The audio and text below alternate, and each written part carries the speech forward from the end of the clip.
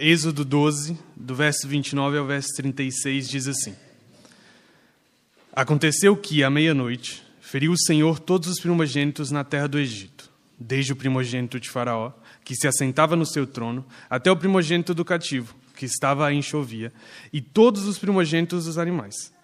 Levantou-se Faraó de noite, ele, todos os seus oficiais e todos os egípcios, e fez-se grande clamor no Egito, pois não havia casa em que não houvesse morto. Então, naquela mesma noite, Faraó chamou a Moisés e a Arão e lhes disse: Levantai-vos, saí do meio do meu povo, tanto vós como os filhos de Israel. Ide, servi ao Senhor, como tendes dito. Levai também convosco vossas ovelhas e vossos gado, como tendes dito. Ide-vos embora e abençoai-me também a mim. Os egípcios apertavam com o povo, apressando-se em lançá-los fora da terra, pois diziam: todos morreremos. O povo tomou a sua massa, antes que levedasse, e as suas amassadeiras atadas em trouxas, com seus vestidos sobre os ombros. Fizeram, pois, os filhos de Israel conforme a palavra de Moisés, e pediram aos egípcios objetos de prata e objetos de ouro e roupas. E o Senhor fez que seu povo encontrasse favor da parte dos egípcios, de maneira que estes lhes davam o que lhe pediam, e despojaram os egípcios. Então, meus irmãos, na semana passada, nós vimos o pastor Tiago, a gente teve a chance de passar pelas 9 pragas iniciais. Então, nós passamos por essas 9 pragas e nós vimos que o faraó tinha um conceito de que ele estava no controle de todas as coisas. Ele não queria deixar o povo ir. Então, Moisés e Arão vinham até o faraó. Acontecia uma praga em específico, o faraó não queria deixar o povo ir. E naquela circunstância, o pastor Tiago até falou sobre o coração do faraó, sobre como aquele coração do faraó era pesado, e conforme ele ia se endurecendo, a gente percebia que o faraó achava-se dono da situação, dono das circunstâncias. Portanto, então, a gente pulou agora para o capítulo 12, e a gente vê, passaram algumas coisas no capítulo 12, a gente vai voltar ali no que aconteceu antes no capítulo 11, da nossa leitura em específico. O Senhor, então, anuncia para Moisés e para Arão a 10ª praga, que vai ser a morte dos primogênitos. A gente vê isso no capítulo 11, lá no verso 5. E para que essa praga não atinja o povo israelita, Deus coloca suas regras, e ele explica que cada um deve tomar um cordeiro ou um cabrito e o sacrifique. Isso a gente vê no capítulo 12, lá no verso 6. E depois eles deveriam pegar esse cordeiro, tomar o sangue do cordeiro e colocar na ombreira das portas. E assim o destruidor, ou o anjo da morte, passaria por cima dos israelitas, não passaria por dentro. Ok? Então esse é meio que um review que a gente fez dos versos passados. E o sermão que eu quero pregar hoje para vocês, ele chama-se A Morte que Traz Festa. Então, a 10ª praga, ela revela que ninguém pode resistir à soberania de Deus. Então, a saída do Egito não é apenas uma história de um povo que é liberto e de um povo que vê a graça de Deus através disso, mas é a história do próprio Deus que o liberta e da fidelidade desse Deus que traz a libertação. E a liberdade conquistada por Deus e a liberdade trazida para o povo de Israel, ela aponta, através do cordeiro que foi sacrificado, ela aponta para o cordeiro de Deus, que é Jesus, e que nos tira da escravidão do pecado. Então, portanto, vamos orar antes da gente entrar na palavra. Querido Deus, obrigado, Pai, obrigado porque o Senhor permite que possamos abrir a Tua palavra, Pai, possamos refletir nela, Pai, que possamos ser coerentes, Pai, conforme ouvimos a Tua palavra, Pai, e tirarmos conclusões que agradem a Ti, Pai. Queremos transformar as nossas conclusões também em ações, Pai. Me ajuda, Pai, através do Teu Espírito a falar ao coração dos meus irmãos, Pai. Que não seja eu a falar, mas que seja o Teu Espírito a me guiar, Pai. Tudo isso nós te pedimos em nome do Senhor Jesus. Amém. Então, meus irmãos, nós começamos hoje o nosso texto com a concretização daquilo que Deus já havia prometido. Deus já havia prometido para o povo de que os primogênitos seriam feridos. E a gente vê no verso 29 que nós lemos, que o Senhor fere, de fato, todos os primogênitos. E o que faz essa praga tão impactante? O que é importante para a gente entender a ideia de um primogênito ser ferido, de um primogênito ser morto? Naqueles tempos, a prosperidade de um rei, mas não só de um rei, mas das pessoas no geral, de um filho primogênito, o filho primogênito era a maior prosperidade que um pai poderia ter. Por quê? O poder de um pai de seguir a sua descendência, a possibilidade de um pai se prolongar se via através do seu filho primogênito e da sua família através do filho homem.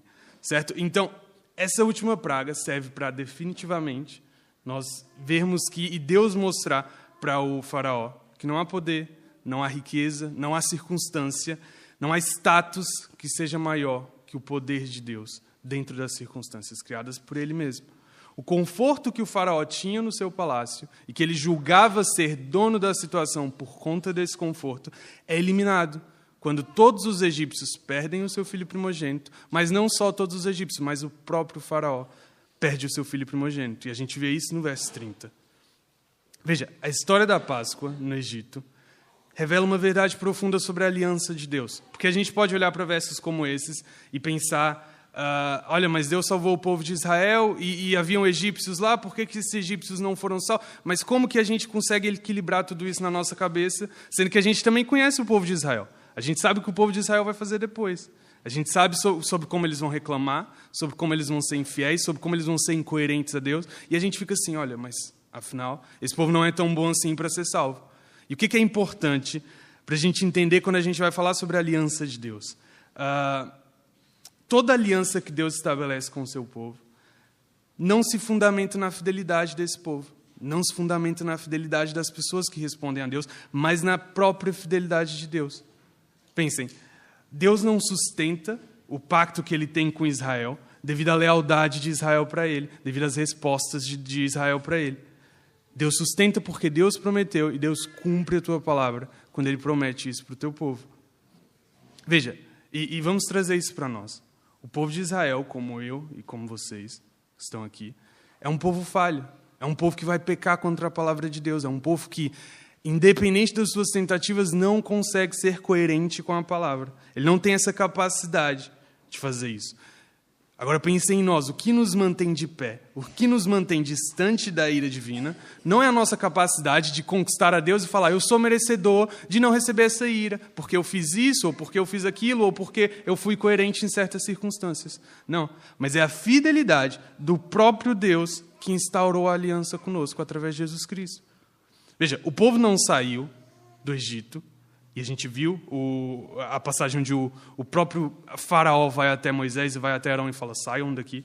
O povo não sai do Egito porque ele é fiel, mas ele sai do Egito porque Deus foi fiel com eles. E quando eu falo sobre a fidelidade de Deus, e alguns irmãos já podem até ter me ouvido falar isso, eu sempre lembro do capítulo 11 do livro de Oséias. Se os irmãos não leram ainda, podem ler depois, quando chegarem em casa, que Deus diz sobre Israel, e é muito bonito porque é Deus mesmo como a se derramar pelo amor que ele tem pelo seu povo. E ele diz, quando Israel era menino, eu os amei. E depois ele fala sobre os pecados que Israel cometeu, e o livro de Oséias particularmente é um livro sobre o sincretismo que Israel tem, sobre a infidelidade que Israel tem com o próprio Deus. E Deus fala, como eu posso te abandonar? Então vejam, há incontáveis circunstâncias onde há uma resposta do porquê Deus poderia abandonar Israel, do porquê Deus poderia abandonar a nós. Mas ele olha para Israel e diz, desde pequeno eu vos amei, eu vos chamei. Como poderia eu vos abandonar? Então não é sobre nós, não é sobre a capacidade de Israel, mas é sobre o amor desse Deus que instaurou com esse povo, quando ele chamou esse povo, quando ele escolheu esse povo.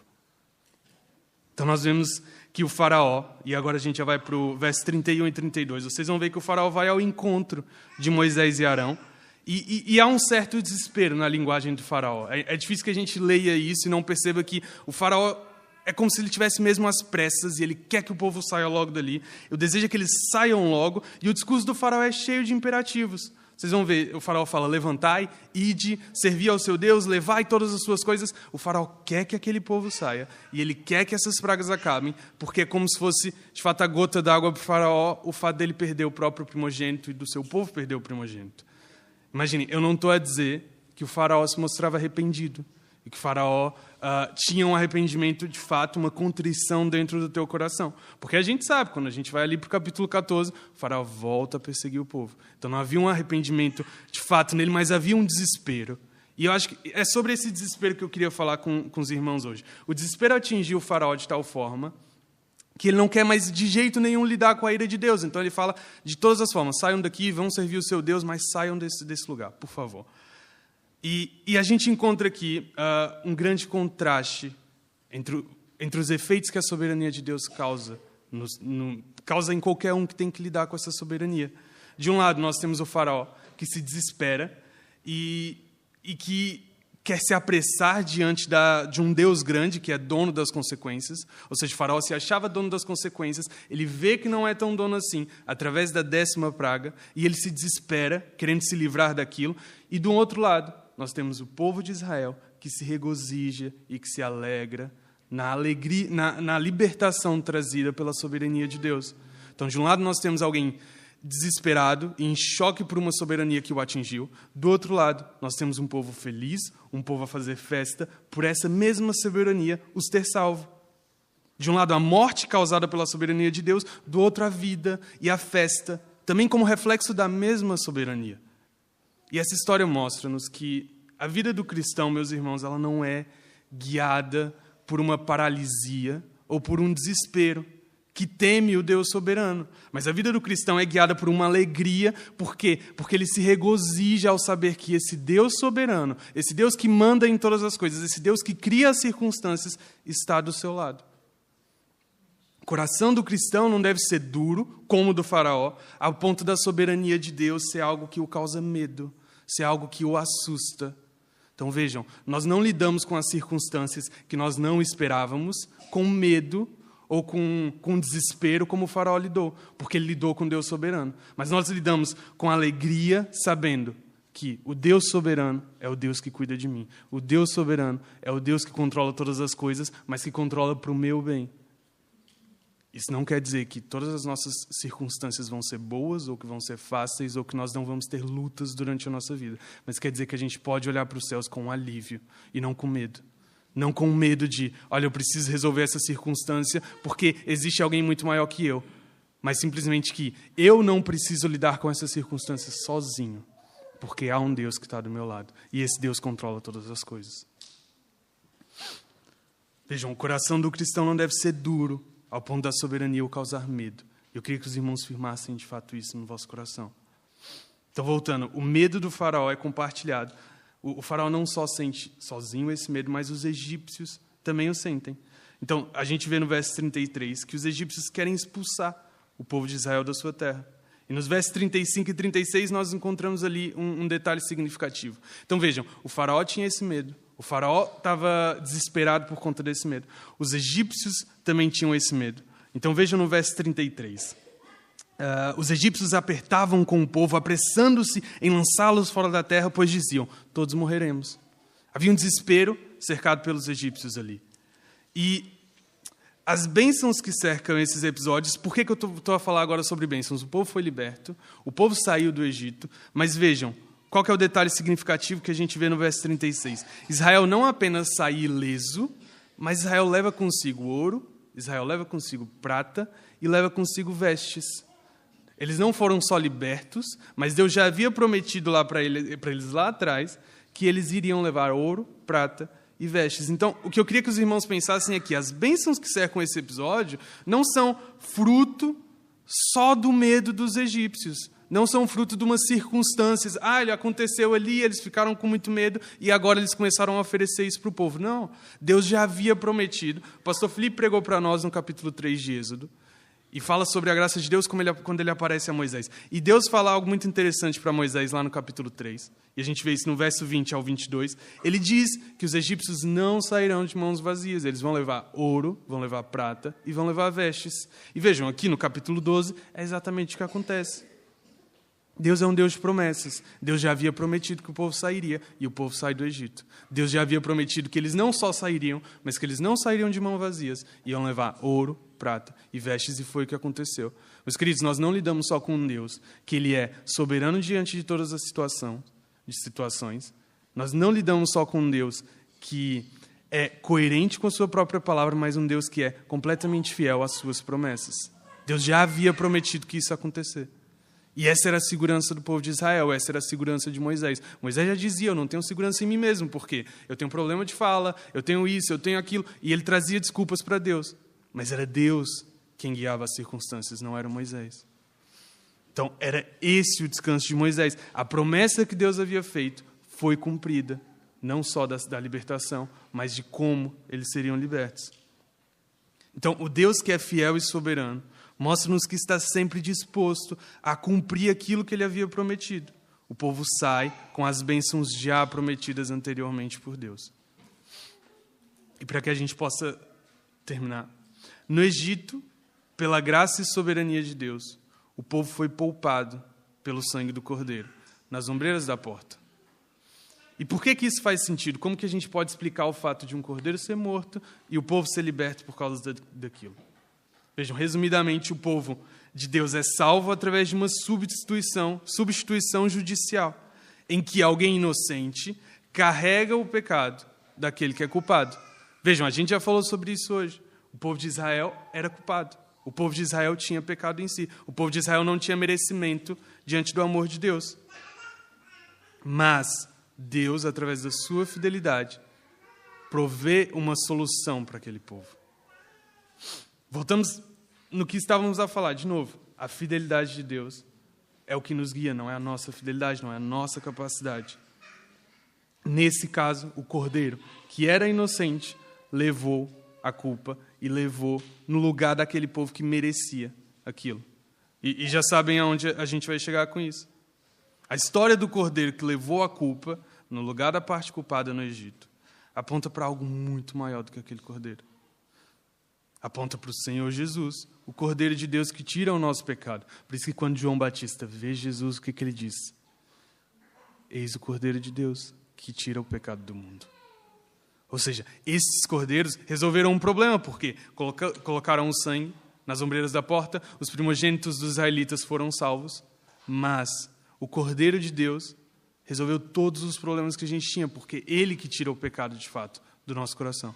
Ele que tira o pecado de fato da nossa vida. Ele que faz com que nós possamos chegar a Deus e sermos inocentes diante de Deus. Porque o sangue do Cordeiro já não está mais nas ombreiras, mas o sangue de Jesus está sobre nós. E por causa disso nós somos inocentes. Veja, o povo de Israel sobreviveu à ira de Deus porque o sangue do Cordeiro Pascal, perfeito, sem mácula, os cobria. E Jesus, o próprio Deus, desceu à terra, viveu uma vida perfeita. E a perfeição de Jesus nos cobre. Por quê? Porque Jesus levou tudo, mesmo sendo perfeito, ele levou toda a ira de Deus. Ele não merecia fazer aquilo, mas ele não merecia sofrer aquilo, mas sofreu. E nós temos salvação por conta disso. Vejam, Israel tinha um problema. O anjo da morte ia passar. Deus já havia dito. Deus já havia dito para Moisés: o anjo da morte vai passar e eu vou matar todos os primogênitos. Eu e você temos o mesmo problema. O nosso pecado acendeu a ira de Deus. E nós precisamos de uma solução para isso. O povo de Israel precisava de um socorro. Nós precisamos também de socorro. Porque se nós não temos uma solução, é nós quem vamos pagar. É nós quem vamos receber a ira de Deus. A solução para o Israel foi o Cordeiro Pascal. Eles colocaram sangue, seus primogênitos foram salvos. E o problema foi solucionado. Pelo povo de Israel? Não, pelo próprio Deus que deu a solução. Como que o nosso problema é resolvido? Quando Jesus vem, quando Jesus desce, vive uma vida perfeita. E através dessa vida perfeita, ele morre e no nosso lugar leva toda a ira de Deus. Por causa disso nós temos salvação. O nosso problema é solucionado por Jesus. Hoje eu e você podemos chegar diante de Deus, podemos chegar com paz diante de Deus e confiar nesse Deus, como nós já vimos, fiel, nesse Deus soberano, nesse Deus que cumpre as suas promessas, porque o próprio Deus resolveu o nosso problema. Não foi eu, não foi nenhum de vocês que resolveu o problema. O próprio Deus desceu e resolveu o nosso problema e nos salvou através disso. Jesus foi como Cordeiro Pascal perfeito. Jesus, como Cordeiro Pascal, confiou em tudo aquilo que nós estamos a dizer. Jesus confiou na soberania do Pai. Jesus confiou na fidelidade do Pai. Jesus confiou no plano perfeito do Pai, mesmo que esse plano perfeito custasse a sua vida. Jesus morreu de verdade, meus irmãos, para que nós pudéssemos ter vida. O Cordeiro Pascal morreu de verdade, para que o povo de Israel pudesse ser liberto. Nada disso é uma linguagem figurada. Tudo isso aconteceu de verdade. E tudo isso foi um plano perfeito de Deus Pai. Vejam, Jesus é a solução para a nossa vida de medo, para a nossa vida de desespero e para a nossa vida de autossuficiência. Porque muitas das circunstâncias nas nossas vidas, quando nós começamos a fugir das promessas que Deus já nos prometeu, nós começamos a alimentar um medo no nosso coração porque nós achamos, olha, a solução já não vai vir de Deus, a solução vai vir de mim. eu quem vou trazer a solução para isso, eu quem vou resolver esse problema. Mas não. Deus já havia prometido que nós teremos, por exemplo, paz. Jesus promete que nós teremos paz.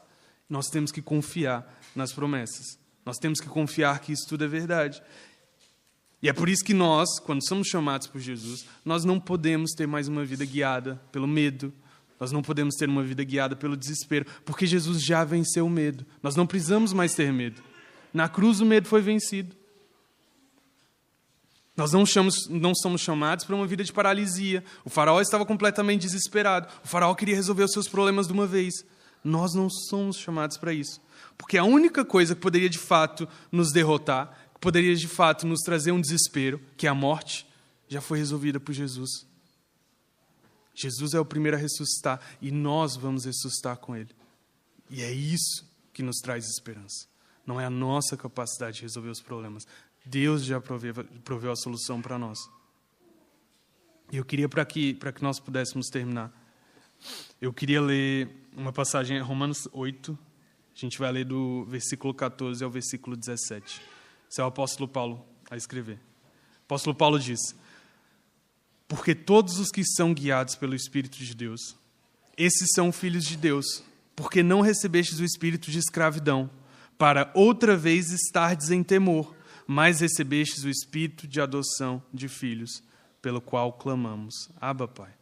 O mesmo Espírito testifica com o nosso espírito que somos filhos de Deus. E se nós somos filhos, somos logo herdeiros também, herdeiros de Deus e co-herdeiros de Cristo. Se é certo que com eles padecemos, para que também com ele sejamos glorificados. Meus queridos, a palavra de encorajamento que eu tenho para vocês hoje é que porque Jesus venceu o medo, porque Jesus venceu o desespero, porque Jesus venceu todas as circunstâncias de forma perfeita, e Jesus foi tentado como nós somos tentados. Porque Jesus venceu tudo isso, nós não podemos mais viver uma vida de medo, nós não podemos mais viver uma vida de paralisia, porque nós confiamos, de fato, no sacrifício feito por Jesus. Essa é a nossa esperança. Não é a minha capacidade, não é a tua capacidade, mas Jesus já fez o que deveria ser feito. Jesus já apaziguou a ira de Deus. Nós só precisamos confiar. Que o Senhor nos ajude. Vamos orar. Querido Deus, obrigado, Pai, porque o Senhor nos resgatou das trevas, Pai. O Senhor nos trouxe para a luz, Pai. Não foi a nossa capacidade, Pai, não foi a nossa força, não foi o nosso merecimento, Pai, e o merecimento que nós julgamos ter, Pai, diante de Ti, Deus. Nos ajuda, Pai, porque nós somos fracos, Pai, nós somos frágeis e nós achamos que a solução pode vir de nós. Nós achamos que nós somos capazes, Pai, de fazer algo em Teu nome sem a ajuda do Teu Espírito, Pai. Nos ajuda, Pai, com a nossa autossuficiência, Pai. Nos ajuda a confiar mais no sacrifício de Jesus, no que Jesus fez por nós, Pai. E nos ajuda, Pai, a viver uma vida coerente com a Tua palavra, Pai. Nós não conseguimos, Senhor, não conseguimos, Pai, fazer isso sozinhos, Pai. Precisamos da Tua igreja, precisamos do Teu Espírito, precisamos da Tua palavra, Deus, e não valorizamos ela o suficiente, Pai. Não o valorizamos o suficiente, Pai. Nos ajuda, Pai, não só nessa semana, Pai, mas para o resto das nossas vidas a valorizar mais da Tua palavra, Pai, valorizar mais das ordens que o Senhor nos dá, Pai, e a Te obedecer com prazer, Pai. Queremos confiar num Deus soberano, Pai. Sabemos que o Senhor é soberano, Pai. Nos ajuda, Pai, e obrigado, Deus, por já ter feito tanto por nós, Pai. Nos ajuda a olhar mais para Ti, mais para o sacrifício que foi feito na cruz por Jesus, Pai, e a valorizar mais isso, Pai. Pedimos tudo isso, Pai, e Te agradecemos. Em nome do Senhor Jesus.